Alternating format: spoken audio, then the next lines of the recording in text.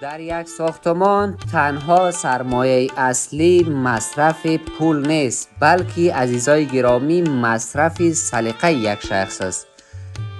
سلام، از املاک خانه نو در خدمتتان هستم با معرفی یک حولی 3 منزله خاص با چپسکاری و با یک طرح زیبا.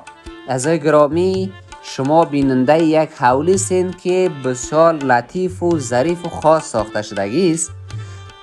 تمام دیکورهایی را که شما بیننده سین در همین حولی جایگزین شدگی است. عزیزای گرامی، این حولی دارای 3 منزل است، 6 اتاق، 4 تشناب، 3 تا آشپزخانه است. شما بیننده سالنش هستین که در تکاوی حولی موقعیت داره، بسیار ظریف و خاص کار شدگی است.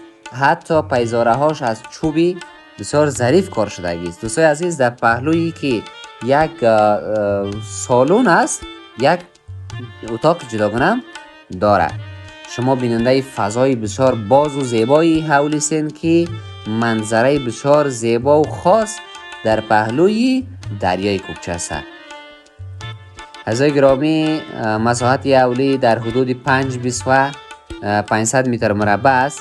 موقعیت حولی زیبا را دشت قراق فیض‌آباد بدخشان است.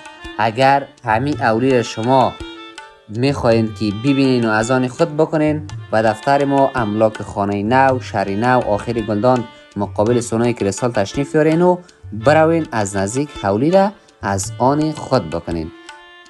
تا دیداری بعد، خداحافظ.